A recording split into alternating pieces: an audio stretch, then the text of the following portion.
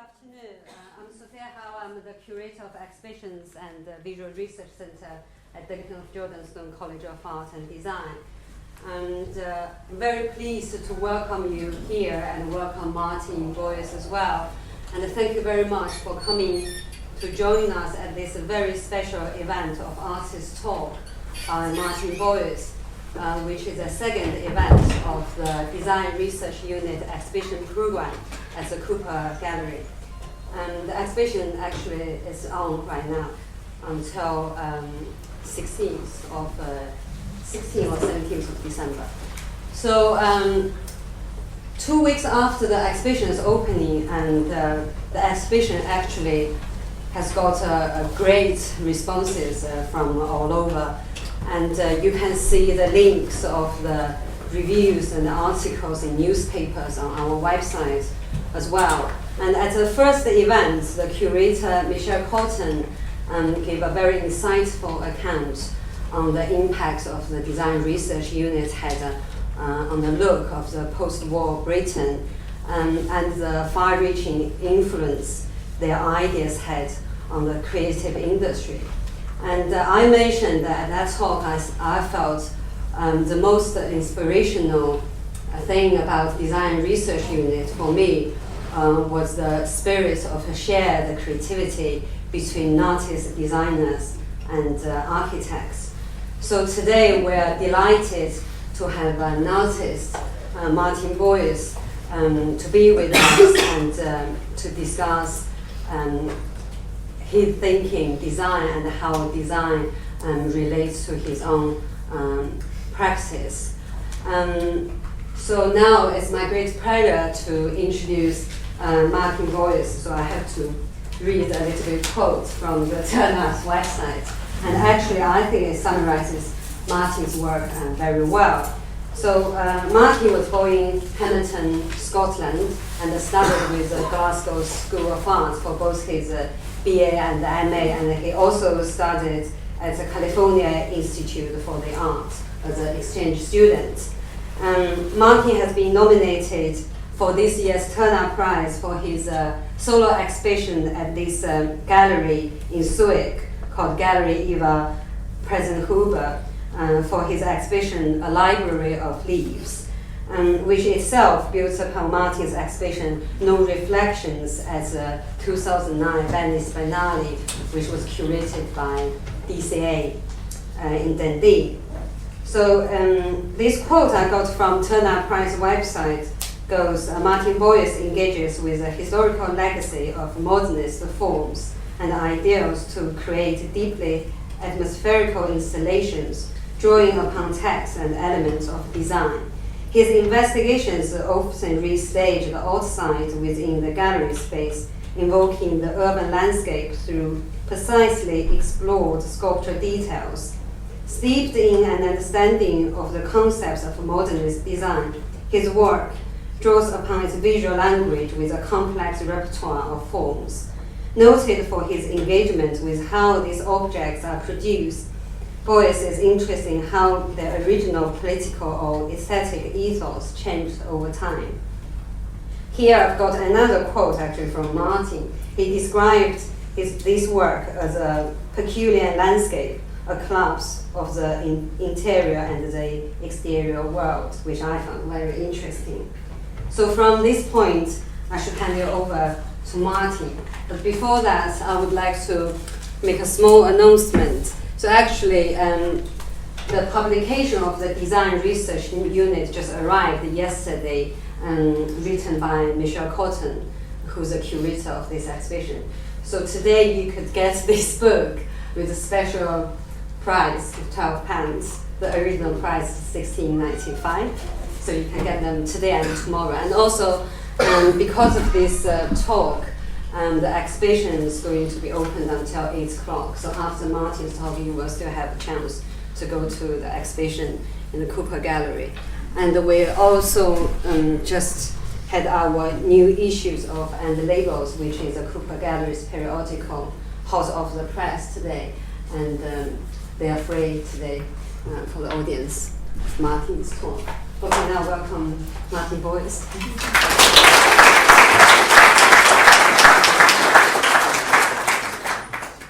I've got T-shirts which you can buy.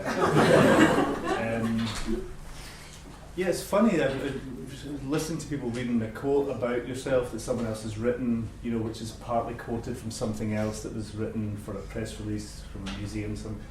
It's funny how I kind of realised you kind of accumulate this kind of, I don't know, sort of grandeur of someone who knows about something.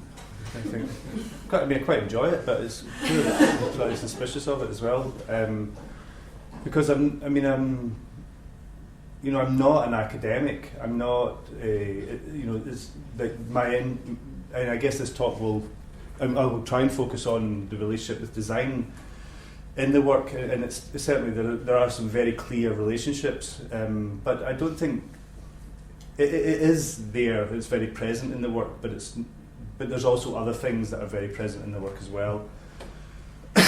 And I think for me it's something, I mean, the artist Pierre Huyghe talks about this idea of a wild knowledge, which is just where you follow your instincts, which is not, so it's not an academic pursuit, but it's as an artist, it's, I just follow my eye, I follow my instincts, and you accumulate the information that you need to. And a lot of that comes through, looking at books and films and research, but it also comes through the social, comes through conversations and chance encounters and all these things. So I'm very much involved in that way of working, rather than something that might seem to be more academic than that. But in saying that, I want to. Initially I wanted to talk about some earlier works that have a very strong relationship with design, and then it slowly kind of becomes something else, but we'll get there. This was a sort of key object for me, and it was also a sort of introduction to the work of Charles and Ray Eames, the American designers. And I got introduced to a lot of work through a friend, a lot of design and architecture through friends whose father had been an architect. So I'd be sitting, in their London flat as a student, on a sort of rickety Eames table on sort of broken Jacobsen armchairs, not realising that these were significant objects. And then, someone would produce a book, and there would these same objects be in this book, and I sort of trying to think, well, why is that chair in a book? I'd never seen this. My parents did with chairs that were in books. So that sort of slowly introduced me to this notion that there was something going on, or had been going on for some time, that was a way of thinking about design that was, I guess had a significance, but also there'd been a breaking point, this post-war breaking point where there was a sense where new things had to be produced, and there had to be a new ethos and a new outlook. And then I came across this thing, which is a leg splint. So it was a medical leg splint used, you can see it there, in use. And when did I come across it? It was one of the first things that the Eames produced, or mass-produced. It was produced in 1942. They then went on and made their name producing furniture and architecture and exhibition design and so on. But this is a very early piece, and I was studying. I'd come across images of it, and then I was studying. I did this exchange in CalArts in 1996, and I don't know whether someone had found a warehouse full of them or something. They seemed to be, more of them became available, and I bought one in a museum shop for like $100, and then didn't really know what to do with it, and took it back to Glasgow, and it was sort of leaning against my wall, slightly mocking me in the sense that this was this important object, but there was hundreds and hundreds and hundreds of them, and was mine, and was a significant thing to me. What did it mean to me? And I guess with my relationship with art and thinking about things conceptually, I guess it was that was challenging me to what to do with this thing.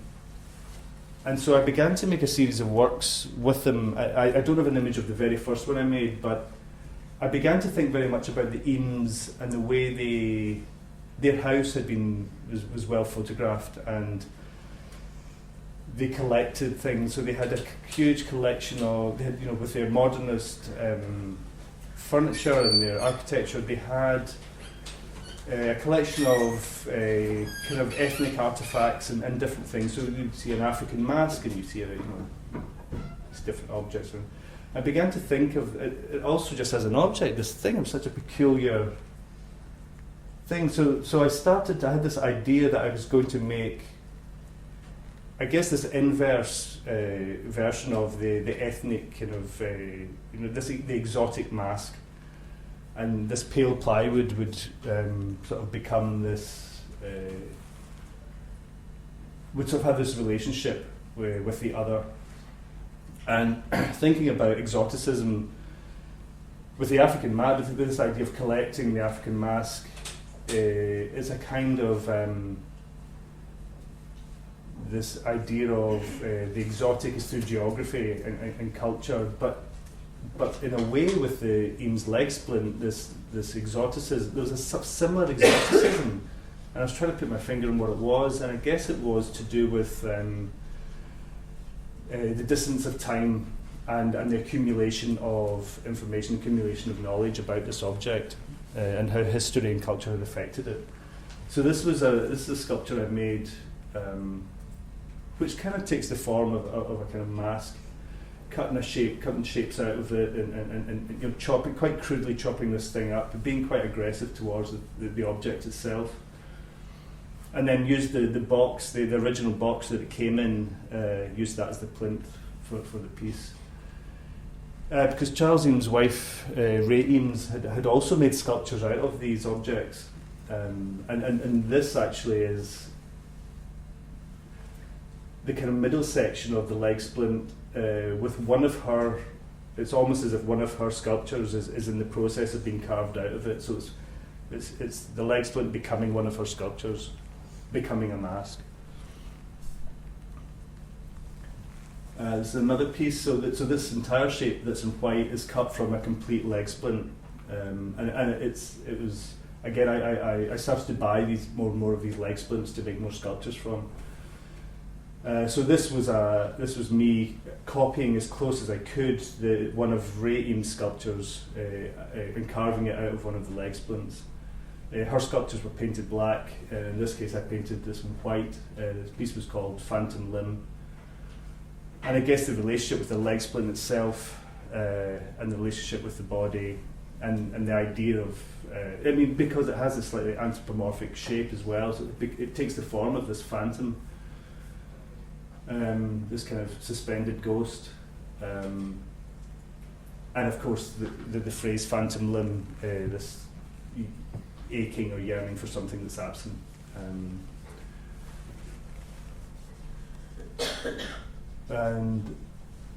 And it's funny, I keep coming back to these things. This is actually from 2007. It's probably the last piece I made in relation to the Eames things. I do a lot of things in between, but every so often, actually what happens is sometimes some people offer me, say, oh, I've got another one of those leg splints, do you want it? And I go, oh, yeah, maybe I could. Over the years, I'll keep exploring what else could happen to it. So this is a mobile piece. So there's a sort of mask piece up the top. Then there's this red object, is like an L section from an Eames storage unit, which has been kind of bent, and then another sculptural work carved from the Eames leg splint. So you have this kind of story, different sort of fragments of the story of this leg splint all suspended, and each one relying on the other in order to kind of keep its equilibrium. This was called Fear Meets the Soul. I often think of these sculptures as that Ray Eames did, was kind of sort of finding the soul of something, carving these sort of slightly figurative, strange shapes out of them.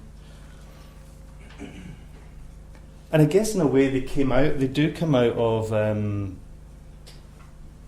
my discomfort with my interest in design.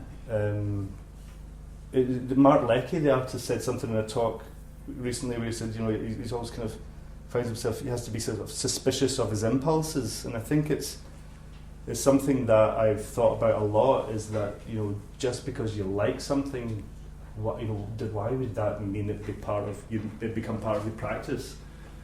And this was the struggle I had with this stuff, because I really loved it. It really, when I first came across this is an Eames storage unit. When I first came across it, I was really excited by it. But then the more I sort of thought about it, the more the discomfort that was brought by it. You know, and so this is around 94, 95. Wallpaper magazine was just coming out, I think in 96. I just went to CalArts to do this one semester exchange, so I was in LA, you know, the home of this stuff. But I was slightly troubled by my interest in it, because on one hand, at home, it was really glamorous and amazing, but then I'd go to a laundromat and there was an Eames chair in the laundromat. It was just, you know, they were just part of the vocabulary of the city. But also, of course, the more rare versions of these things, such as this, were being shown in museums. You know, there was a touring show at the Design Museum sponsored by Gucci. So you had all this collapse of all this stuff, which made me very uncomfortable. So I guess I started to think about I was thinking about what those things meant when they entered the world there, and what they meant now.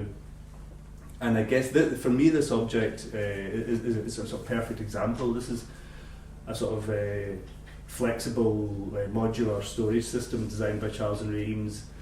And the brilliant thing about it is its method of production and assembly is completely exposed. So it's plywood shelf, steel L bars, masonite panels, boom, boom, boom, screw it together. It's just very, very simple. But yet, once it goes together, it becomes this quite special thing. It's like a Japanese kite, or it becomes it's more than the sum of its parts. So there's something very beautiful happening there.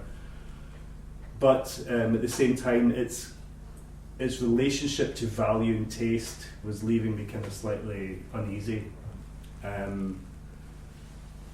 So I began to think about that, and also at the time, with being in LA, I was reading Bret Easton Ellis, these kind of really screwed up serial killer books, and also Mike Davis' City of Quartz, which is an incredible book about Los Angeles, which is this very dystopian critique of the city.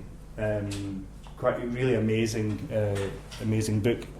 And so I was trying to think about this sort of, if I could somehow collapse the noir of LA with the sunny, kind of optimistic version of LA. It would be interesting what would happen. So this was an installation I did around just after that time. So I began to make these sculptures which took the form of the Eames storage units, because also I was really interested in just what their presence in the space was kind of interesting as well. So this is a piece that I remade pretty much to the specifications of as much as I could to the original objects, and they're very easy to copy, which was useful. And instead of the sort of primary coloured panels and the kind of honey coloured plywood, my plywood shelves were sprayed black. The steel L bars were black.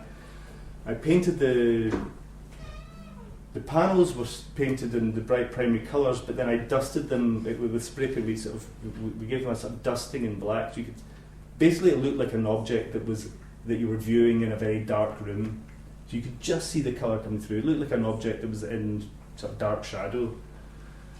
And then put it underneath this incredibly bright, illuminated spider's web. So the spider's web just was as a kind of classic universal image of a trap or of danger. So it almost became like a sort of three-dimensional, opening credit sequence to some kind of noir Chandler movie or something like that. On the wall is this mask, another mask that I made from the curve of a Arne Jacobsen chair, which I'd cut the seat in the back of it, and then just really crudely cut 2 eye holes into the back of this bit of wood, put it on the wall. So I was really became interested in I mean, it's not strictly it's not a critique as such, but I became interested in this idea of a sort of, if this this linear history of or notional sort of imagined linear history of sunny California design.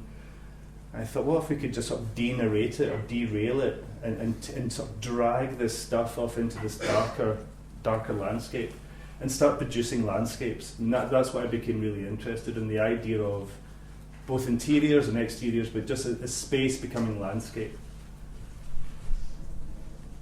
Here's another piece. It's called Dark Unit. So you can kind of see here the coloured panels, but you see this is sort of layer of dark dust, both literally but also sort of metaphorically, kind of sort of hanging over this object. So this idea of these objects for display that were somehow, so they get, like I said, they're the opposite of these exotic ethnic artifacts, but sort of like the culture being thrown back, represented to itself, which in a sense is what was happening.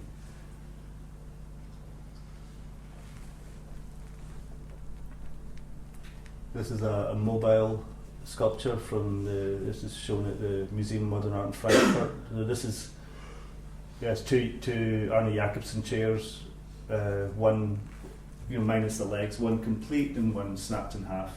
And of course it starts to take the form of, an Alexander Calder, which is exactly where these forms, I guess, somewhere between Miro and Calder is where the forms of these chairs came out of anyway. So in a way there's this idea of throwing them back, throwing these designed objects back. This was an installation that I made for the same museum. Now this is the point, I guess, where I sort of, in a way, the reference points weren't so direct. I wasn't quoting specific design objects, and this is the sort of middle room of the gallery. It's like an antechamber before you enter the galleries proper. So it's like this triple height space, and I got invited to make a work for this space. I only have this one slide of it. But, there's also a text work that wraps itself around it, which reads "Punching Through the Clouds." But I had designed this chair earlier, and I say designed rather than talk about it as a sculpture, because originally I was asked by a school in in Denmark to design a chair, and so when I did that, it was quite specific. It was quite a design task in a way, because it had to function as a chair, but I couldn't work out why I would design a chair or what purpose that would be. So in order to allow myself to design the chair, I thought, well, what I'll do is I'll make an imaginary location for the chair. So I sort of imagined this lobby for an imaginary corporate building in an imaginary city somewhere. And so I made up an address. The address is 1959 Capitol Avenue. This super generic, place in a generic city. And so I designed this chair, thinking very much about the Mies van der Rohe chair, these chairs that you find in lobby spaces. And so sort of created this scenario,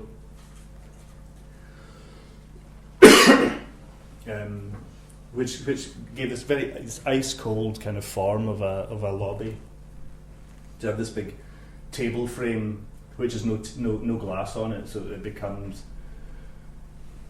it looks more like a sort of public sculpture than it does like a table frame. And this huge curtain that hangs down simultaneously becomes a room divider, but also starts to relate to language, architectural language, like the curtain wall. So the curtain wall being when architecturally the glass facade is suspended from the structure of the building. So if we start to imagine the curtain as being the facade of the building, then the table frame becomes the Richard Serra in the plaza space in front of it. And so you start to play with scale a little bit.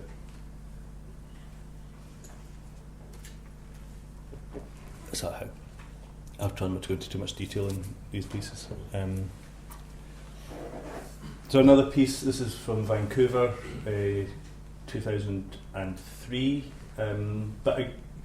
Well, as much as anything, I mean, I spoke quite a lot about in the past about the tramway show that I did in 2002 and these tree pieces, but again, this very much was a way of thinking about landscape. And this is the tramway show, which was in the November or December 2002, and this was January 2003.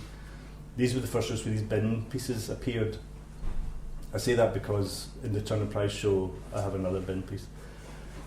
And then these sort of day beds, but what would be the mattress support is chain link fence. So again, it's this hybrid object. So it's this kind of inside and outside thing starts to again collapse. But I think this show for me was very significant because it was the first time I showed these ventilation grill pieces. And I'd been working with this diagonal grid as a sort of very simple graphic motif for the idea of the city, for the metropolis. It's could be the footprint of, the city of Manhattan or Glasgow even, built on a grid, or the facade of a glass building or something like that. So this very simple grid, and then I realised I could start to bite text into this grid as well, so I could start to speak, the city could start to talk. So there's 5 ventilation grills. The piece was titled Ventilation Grills for an Apartment Building, and the text read: before, behind, between, above, below.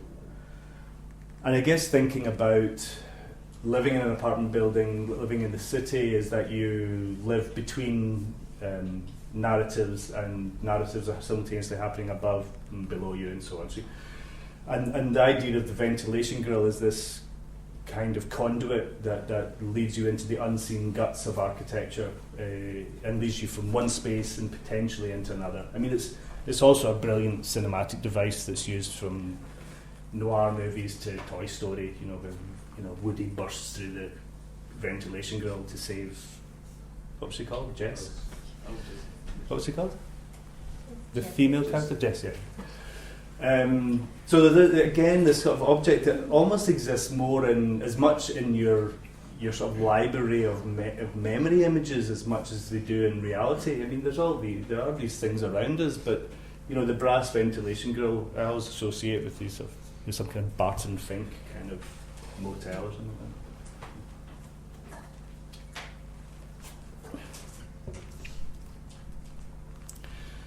that. So this then leads me to, I guess, a bit like the Eames leg splint, but the discovery or coming across another object that has become incredibly significant to my sort of working practice. There's 2 of them here. This is one of 4 concrete trees, abstract trees, that were made by the brothers Jan and Joel Martell in 1925 for a Robert Malley Stevens garden for the exhibition of the decorative arts in Paris. And I had a book on French modernist gardens, and I came across these things, and I was just absolutely struck by them. And I came across them around 2002, and was going to use them in the installation that I made for Tramway, which took the form of this urban park, because I figured I needed a tree, needed a bin, a bench, and a fence. I thought, what kind of language does a park kind of have? And in the end, I then made those fluorescent light trees, and that got put to the back burner, and I sort of forgot about it. But I went and I got a fellowship in Berlin in 2005, and I went over to Berlin for about a year and a half, and I had this sort of romantic fancy that I would leave everything behind, and I would move into my new studio, and it would just be this adventure. I of course sat looking out the window, twiddling my thumbs for a couple of weeks, and then sort of phoned back to somebody in Glasgow and said, could you dig around in my kind of storage and find this book? I need something to get me going. So they sent over this book, and I started to make models of these trees just to try and understand the structure and the kind of logic within these trees, and then slowly it sort of unfolded as you were sort of making them, making kind of rough measurements from the photographs and so on. This is a cartoon from the time, from 1925. Gardener not knowing what to do with it. Nice. But this was the first work I made from that, of that body of work, which still is continuing actually. And this was called Phantom Tree, and then in brackets, Concrete Autumn. So this is a photograph of one of the models, which I put through a strange manual, kind of to completely non-digital process to try and produce this sort of soft glowing object. So again, with my sort of distrust of and suspicion of going back in time and being nostalgic about things that existed in the past, I thought, well, maybe if I can make the tree reappear now, then it'll allow me to kind of use it. So I thought if the tree could reappear to me as a ghost, I could start to have a conversation with it. And it would be about now, not about then, which seems quite important to me. So I embarked on a whole series of works, which I'll go through. I'll try and go through relatively quickly, and then we can get quite up to date. So here in Carquefou in France, the tree gets kind of reduced and becomes an architectural pillar, and then the component shapes of the original tree get slightly reconfigured and become a telephone booth kiosk. Minus a telephone, becomes a sculpture with a little light on it, and it's spray painted on the inside. Yeah, you can see. So I started to, decide, thinking about public space, I suppose, and I thought, well, it'd be nice to make these sculptures of telephone booths because they're slowly disappearing. These public objects that are being replaced by private objects, the cell phone. And I was thinking about objects that let you know you're in public space, and so I was thinking about the telephone booth, but I was thinking, well, did I just remake an existing telephone booth, or maybe I could make a new telephone booth? Well, what would it look like? So I found myself going back to the sort of these component shapes that made up the concrete tree.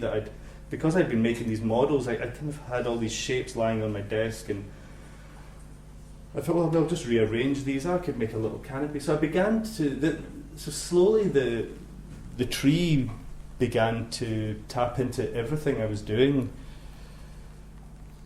So here's the pillars, all the different pillars in space. There's another telephone booth in the background, and then there's a screen piece that I made. So it was this kind of sculpture that also, it had a door in it, so it was a sculpture you could literally walk through, and I became sort of interested in that. A bit like the ventilation grills, which in a way took the form of a threshold. So it was this little object that marked this space from that space, that hidden space. And so I was thinking about, screens and filters and fences and so on, and thinking of, especially when it's completely isolated in a room, you can walk around it, but yet to stand in front of it and to open the door, this gate, and sort of walk through it, to pass through the sculpture, had this potential to, with the help of one's imagination, to kind of pass from one place into another place. And here's another gate. So there's a gate piece, but there's no doorway, just hinged on the wall, comes out from the wall, and so you start to see the kind of these patterns that relate back to the original tree. Because one of the things, light piece,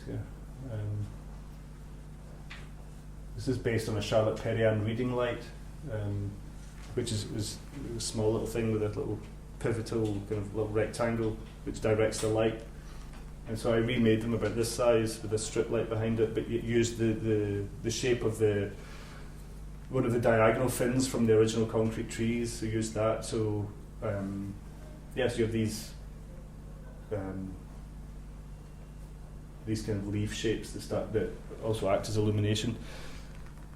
I'll show you another image where it's included. It makes more sense. It's another screen piece. So you can start to see this repeat pattern, this linear repeat pattern that I started to develop again from the shape of the original trees.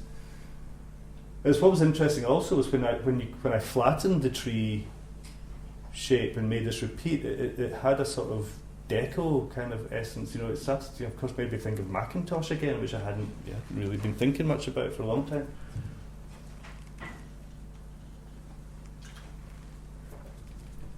And his relationship with nature and architecture and so on. So it really opened up a lot of possibilities.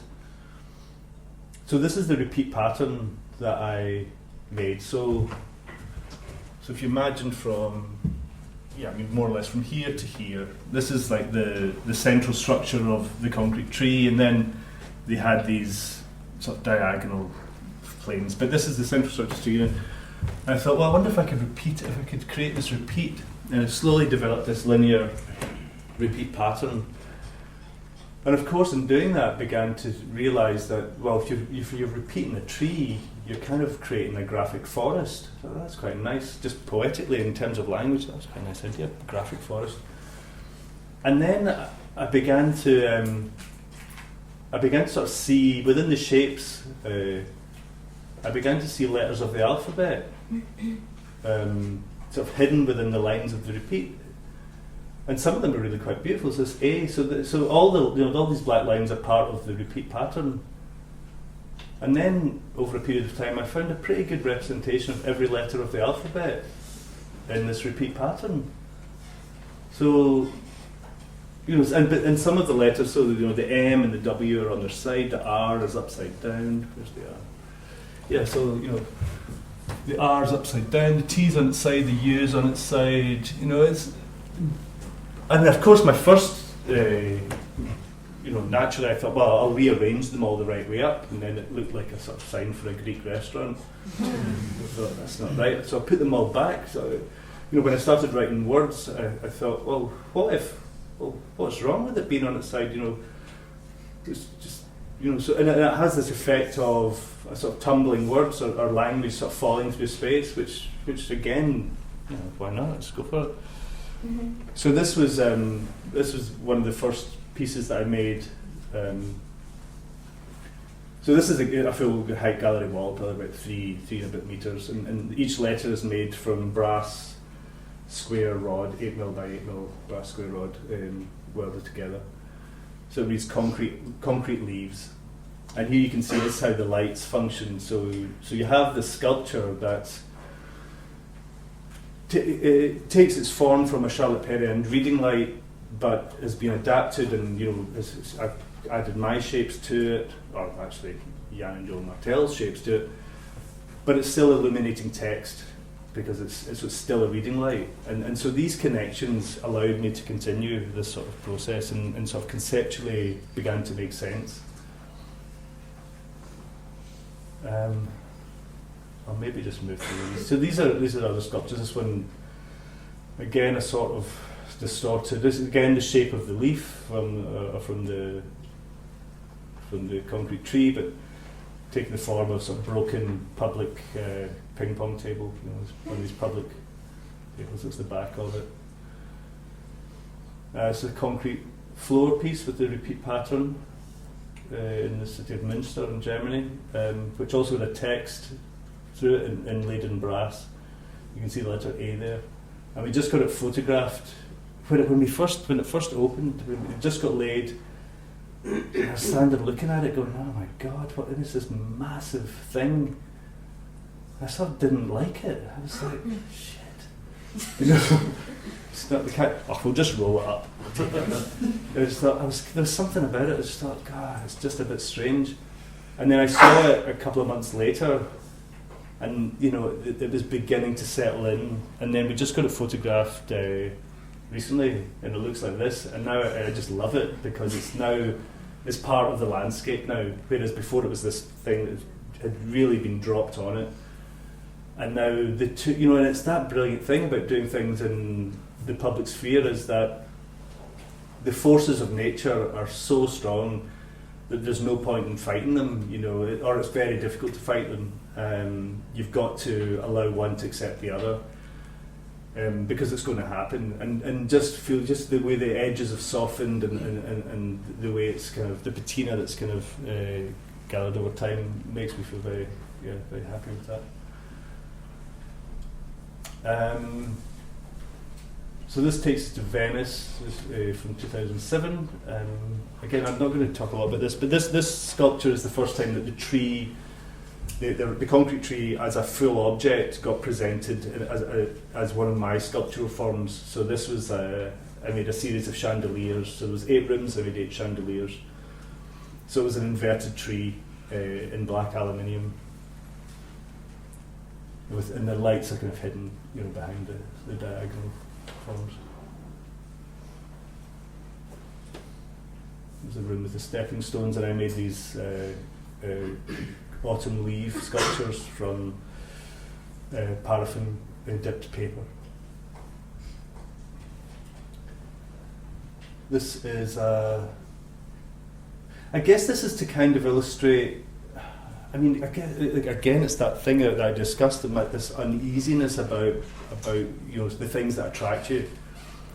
And I've realised that for me, that whether it's a Mies van der Rohe chair, or a Le Corbusier building somewhere, or a park bench, for me, in a way, they're kind of equal. They're sort of born out of the same language, and they're all about articulating space, and they kind of give space meaning. You know when you're in a public park because you know what the bench looks like. You know when you're in a lobby because you know what the chair looks like. They kind of talk to us. They're like forms of typography in a way. You know what kind of emphasis the object has on the space. And this is one of my favourite sculptures. I've made 2 of these pieces. I really love them. These are. I bought from a French company the curved bench part. So this is a double-sided park bench. So you would sit there with your back against, if it was horizontal. That's the seat part, that's the back part, that's the back part, that's the seat part. So we bought a number of these, and then I designed new legs for them, again using some of the shapes from the trees and so on, and just to keep it sort of part of the process. And then we put them up on their side, and we painted them, and then we had to rub them down, and we ground sort of drip marks into them. We sprayed them. We discovered that malt vinegar is what you use if you want to rust things really fast. Sprayed them all with malt vinegar and rusted them, so you have these rusted drips dripping down them. The studio smelled like a chip shop. Mm-hmm. And so you end up with this thing that is at once, at the same time, it's kind of this, everyday, quite abject object, which, looks like it's kind of destroyed. But putting it up on its side, it creates these quite elegant waves and curves, and also becomes like this sort of almost like a piece of architecture, or like a quite an elegant room divider. And I quite like that balance between the two, between this worn out public object and then something more elegant, and it seems to kind of hit the right note for me. The detail. I might go through, because we're really not, to try and keep it fairly tight for time, I'll go through these fairly quickly, and we'll get on to maybe the show at the Turner Prize, the Baltics now. But actually this was the show I was nominated for. So this sculpture, and there's another one, it takes the form of a library table that was designed by Jean Prouvé. I think there was, as far as I know, I think it was 8 of them made for a university in Paris. So the black structure you see, I mean, the original has different legs, but this is a version sort of filtered through me and through my language. And then this one has a gate, like a big kind of steel gate that's kind of collapsed on top of it. And in this exhibition, I was thinking very much about the act of reading itself, the difference between reading and speaking. There's distinctions in language. In the background you see it's got a library of leaves. It was the title of the show, and also the text on this work. And I guess I was thinking about the gate also as a big page, a big thing that you open and close, and the word leaf being, the word for a page. So in terms of language, you had descriptions and elements of landscape, but also it kept coming back to the book and to the word. So you're kind of reading a landscape, you know. So this the kind of cross beam has a light in it, so it's an object that kind of illuminates itself. And then this version here had sort of half of a tabletop, the other half appears to be missing.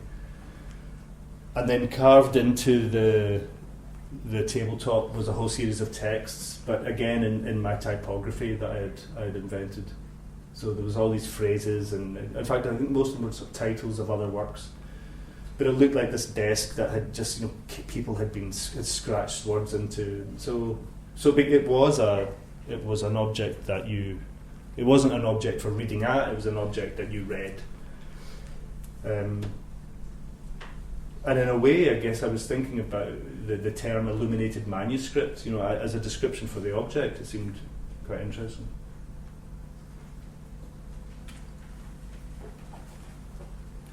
This is just something I've thrown in, which I saw in Monaco, where people had carved words onto cactuses, which I thought was really the relationship with the tree and language and stuff, and then to sort of see this, it was a really nice connection.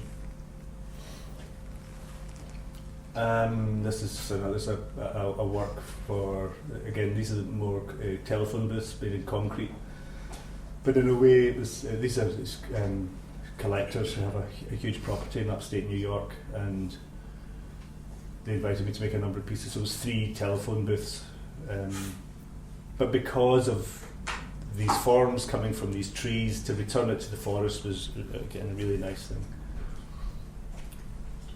So this is from May this year. This is the show at the Modern Institute in Glasgow. So there's another bench piece there, and this will lead us into the Baltic show.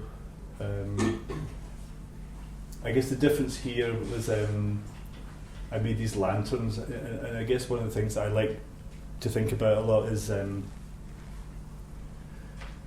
sometimes find myself fascinated with particular types of landscape or typologies. And in this case, I've been thinking a lot about this idea of an abandoned sort of resort or an abandoned hotel. And I had this. I kept thinking about this terrace. So I made these perforated steel lanterns that were dimmed and gave the room this very kind of soft kind of atmosphere.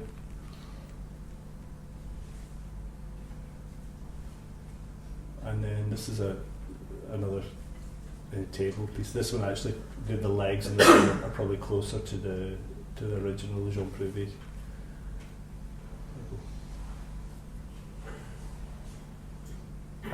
Now, this introduces us to the Baltic show, but sort of via Scottish Ballet. I was asked a couple of years ago. I was asked to do a workshop with the Scottish Ballet, and so it was very unclear what they wanted me to do. But I basically would sit in with the choreographers and meet the ballet dancers and have access to all the staff.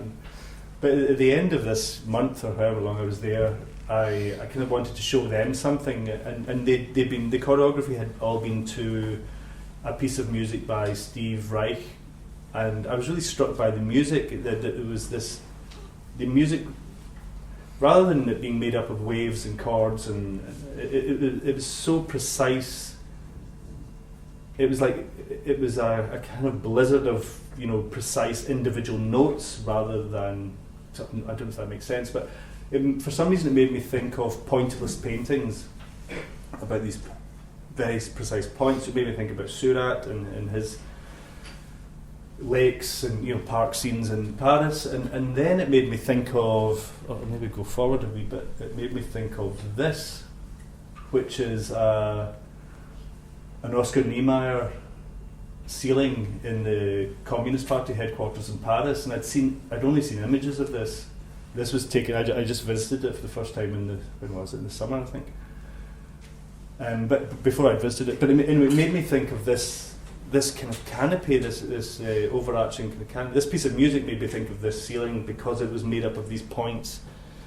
And so I designed this set for the ballet, just to say, well, okay, I've been enjoying what you've been doing. It's been amazing. You know, I want to show you my response. So as quickly as I could, I made this the set, and so I, again, going back to the tree and using the component shapes from the tree, I sort of made a version of, not a version of the ceiling, but I made my own ceiling piece.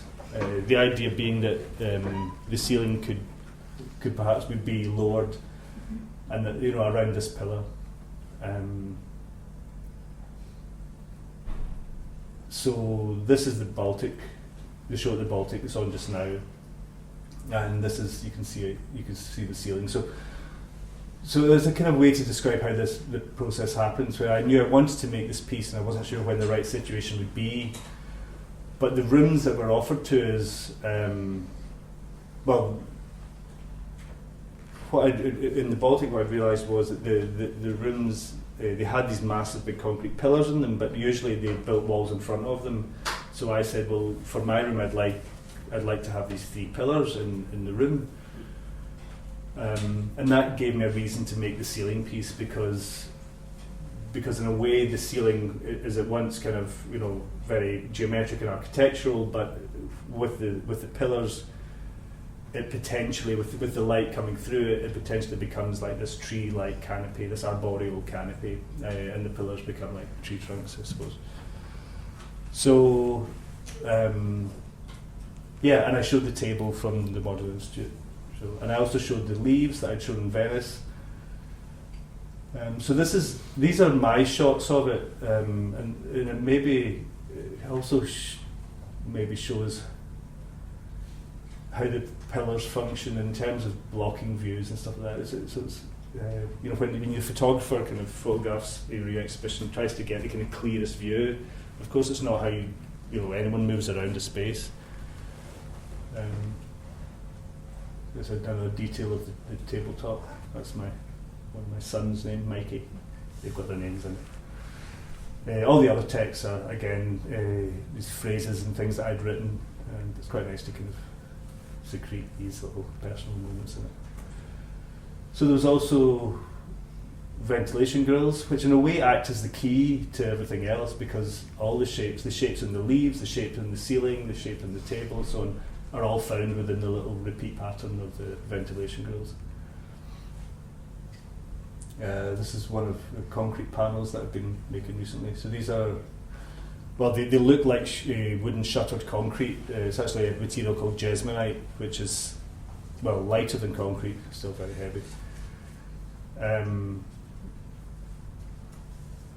And with laser cut steel letters that then make out a phrase. So this reads petrified songs.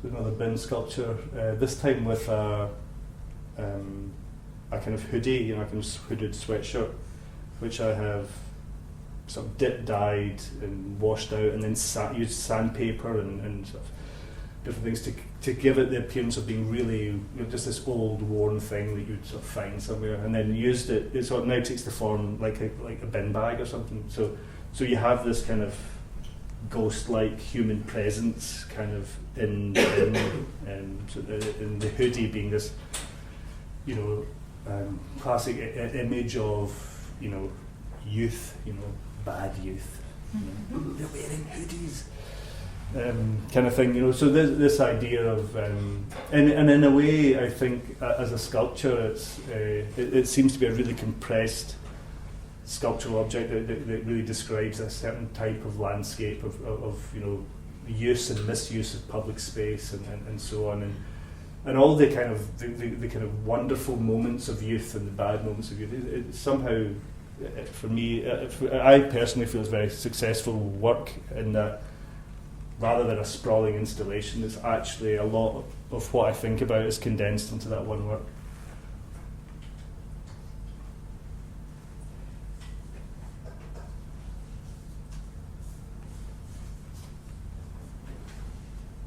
And this is what I mean. You know, this is the view the photographer would never shoot, but this is exactly why you have a room with big pillars in it, is that things get concealed and revealed and so on, and that's the pleasure of being able to move through space and really it's not, you know, if it wanted to be about one vantage point, I'd make, you know, huge photographs or big paintings or something. But making kind of exhibitions is all about, you know, I mean, people talk about interactive art. You know, it's like, you know, you press a button and then a light goes on there. You know, it's like, you know, we're constantly interacting, and you interact by moving and by thinking and looking and so on. So there's a different, I mean, I feel very strongly about that and about the relationship with the objects and what an object can do to a space and what your movement around the space can do to the object and so on.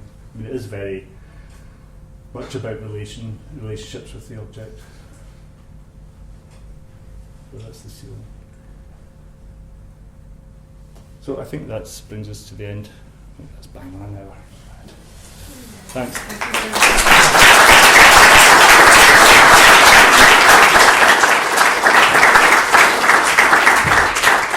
Thanks very much. That was fascinating. So I think we have probably some time to take some questions. If you have any questions to ask Martin.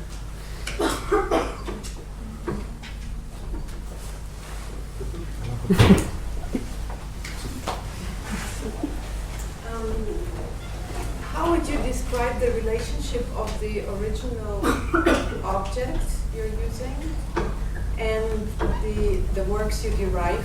Because obviously they are more than just an inspiration. You take the concrete forms and use them. So what would you say, what is the relationship?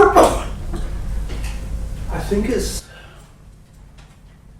I mean, for me, I think it's something to do with somewhere between a phantom and a memory.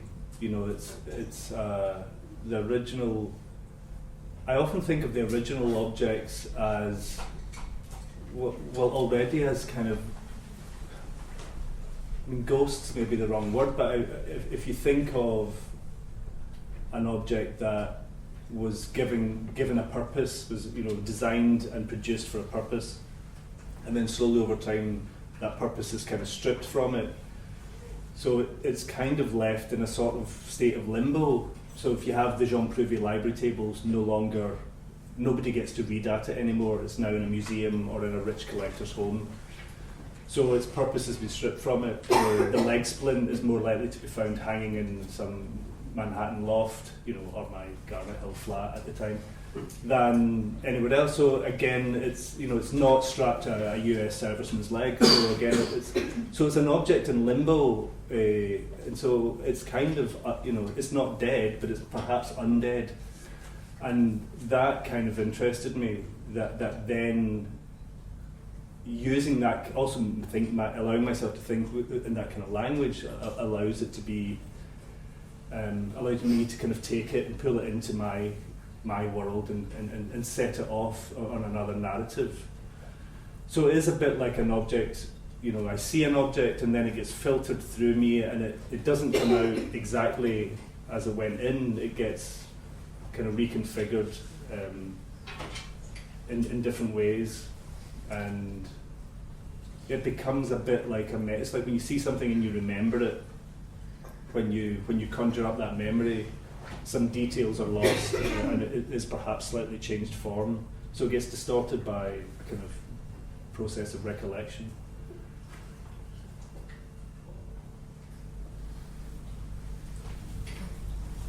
Why did you choose to colour the bench, like make it look weathered with the vinegar instead of leaving it out in a natural environment? I had a week to, you know, it's like, okay. Yeah, you know, you're making work for an exhibition, and it's got to go on a truck to New York in like a week's time, and it's only just been painted, and you've got, you know, it's not, it's whatever it takes to get it to that point that you want to get it to. So sometimes you do have time to think about things and to allow natural, you know, processes to happen, but it kind of looks like you imitate nature more than you. Well, yeah, it's all, but it's about. Yeah, I mean, none of it's natural. You know, it is like trying to kind of pluck the things from inside my head and make them and present them in a sort of, a three-dimensional way. So it's it's the relationship. There is a relationship with reality in that they're there. It's there in front of you, but it's also a bit like looking at a picture or an image. So it's whatever it takes in order to create that image. So they have the appearance of being found or being old as having a story, but of course, in fact, they don't. It's almost like I had this phrase came to me recently where I was thinking it's this idea of entropy, where things naturally kind of break down through time, but it's like an object that's caught in an entropic loop. So it's breaking down, but it's perpetual. It never kind of goes to its natural conclusion. It doesn't naturally kind of fall apart. It's kind of frozen in time, and I'm sort of very interested in that idea of I think there's a real sense of stillness with the works that I make, and it's not really been. I didn't go, I'm going to make really still kind of installations. It's something that seems to have followed me about a bit. They seem to have that form and that feeling, there's something like that. Even the mobile, it doesn't really move, it just hangs there. And so there's this sense of stepping into a frozen moment, rather than feeling that you're walking into a space where time's passing, and it feels like there's no then or now, it's just, there's only now, there's no then and beyond then. It's just a perpetual now, which is sort of interesting. Good answer. More questions? I don't have one, but he does. Showing your work, it seems like, I don't know whether it's the nature thing or just the diffusion of light in the last couple of years, your work seems more poetic to first time viewer, a different atmosphere in it. Do you find that? Are you seeing that? Or Yeah. I think I didn't show slides of it sort of deliberately in a way. The show I did at Tramway in 2002, and I always show slides of it because it looks photographed really well and just looked great. I thought I'm not going to show slides of it. But in a way, that show, which had very low light and used these tree sculptures, the fluorescent tree sculptures, they were the forms of illumination, and they were all dimmed, so the light level was very low. And most people talked about it in those terms. I mean, some people talked about it as this sort of post-apocalyptic kind of nightmare, but it did have this sort of romantic, poetic feel to it, even though all the materials and textures were quite hard and urban, and that was exactly what. So it was 2002. I'd just had my second kid. For some reason, I was listening a lot to the music I listened to. In the studio, I was listening to New Order, Joy Division, the stuff that I was listening to when I was 14. And maybe it was just the age of it. There'd just been enough of a gap between actually being, that age, and there'd been this kind of bit in the middle that allowed me to revisit it, and it had a really big influence on the work. And in fact, I titled that show "Our Love Is Like the Flowers, the Rain, the Sea, and the Hours," which is a line from a New Order song. And I remember at the time talking to the curator. She says, "Have you got a title for the show?" I said, "Yeah, I do." She says, "What is it?" I was like, "I can't say it." She says, "What do you mean?" I said, "I'll need to write it down. I'm too embarrassed to say it because I've never used language like that in my, okay, it's a line from a song, but I can't say this. Go red. But I knew that I wanted to call the show that because I wanted to. That in a way that was the romantic element, was the title, But of course it came from New Order, so you have the romantic language, but you also have this hard urban electronic music. And that was exactly the balance that I was trying to kind of create there. But yeah, I think I've allowed myself. It's funny. I think it's a classic kind of thing. I think with. I don't know whether it's good or not, but through when I was doing my MFA and through working as a sort of young artist, you really have this sense that everything needs to be conceptually. You need to be able to draw a kind of conceptual timeline and see everything's kind of wrapped up. And then slowly over time, you well, for me, you start to appreciate the potential openness of things, and also that it's not someone else's idea of, a conceptual idea, that actually you're sort of producing theory rather than applying theory, and that becomes an interesting moment. That, like I said at the beginning, that it's not an academic pursuit, but of course partly what your process of working and thinking is actually producing something that is, well, it's interesting for me, it keeps me going. Hopefully it's interesting for other people, and so you allow this openness because you allow the possibility for things to enter, and it's not so wrapped up and neat. But definitely that kind of, the more poetic. I also started reading poetry relatively recently. I used to beat myself up all the time because I was never a great reader. I don't know whether it was just, a bad attention span or just wasn't brought up reading particularly. But I found with poetry, because of different lengths usually, and different shorter packages of a different way of reading, different rhythms, it really opened up things for me a bit. Because those paintings are like concrete poetry, aren't they? I suppose. Yeah. Quite a lot. Yeah, yeah. You should talk a little bit about the exhibition at the Cooper Gallery. So we've not seen it yet. It'd be nice to hear. Yeah, I only saw it tonight. So, and also I had to kind of admit, Sophia, that I wasn't familiar with the design research unit. When I saw the exhibition, I realised that I knew some of the work. I was aware of some of the things that are there, but. Weirdly, what's really interesting about the exhibition is how it's what probably originally drew me to the work of the Eames and Jacobson and all these people, particularly them, is because a lot of what they did was for schools and universities and colleges and so on. Jean Prouvé made furniture for schools, and it really had a kind of ethos, that was very democratic ethos. It wasn't about high design for people that just fancy a kind of cool looking chair or something like that. It was really applied design. So it's great, the stuff that downstairs in the gallery was for breweries and stuff. So it wasn't designer beer. There was no such thing as designer beer then. Term that I can't bear, but it was for just everyday things, British Rail, but it was the application of of good design for the things that you came in contact with every day, and you lose. I don't know. You sort of forget that that's a possibility because it's. Well, I guess it was relatively new then. Or that type of design was relatively new at that period, so it must have appeared quite kind of quite jarring in the kind of landscape. But of course, everything's designed to death now, usually quite badly. But it's amazing. Yeah, I really didn't know much about it, but it's nice to see. So it's great.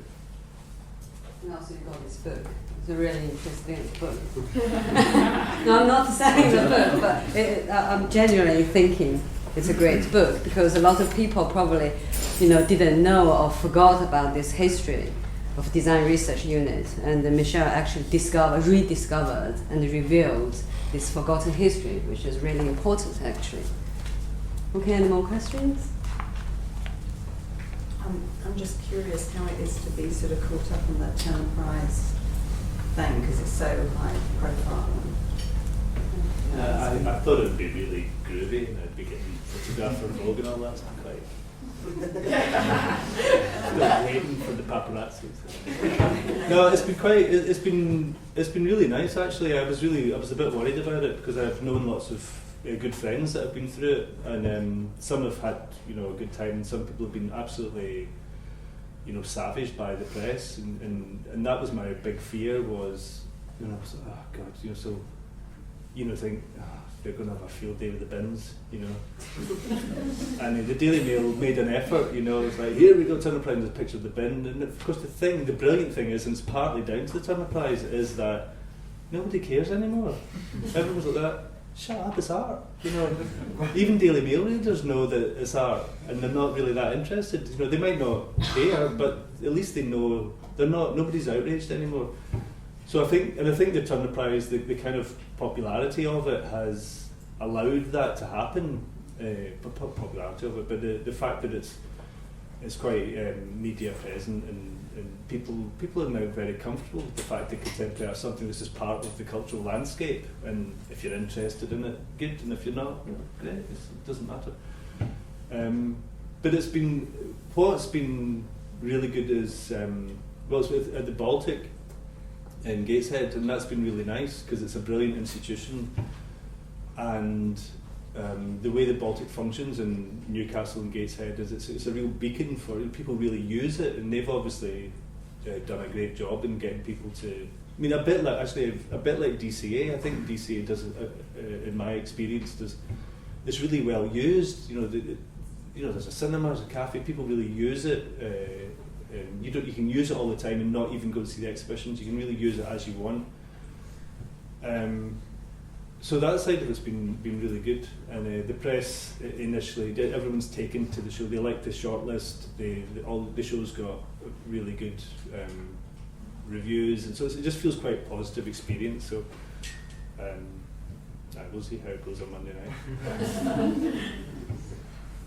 But of course, it's like it'd be completely the icing on the cake would be to win it, but I've really got to kind of remind myself just to try and enjoy the experience of it, because it's not going to happen again, and it's nothing like this is probably going to happen to me again. So just to try and enjoy it as best I can, and whatever happens, and there's life after it. And so.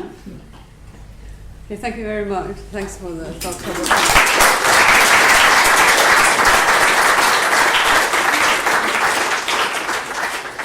And thanks to the audience as well. Thank you.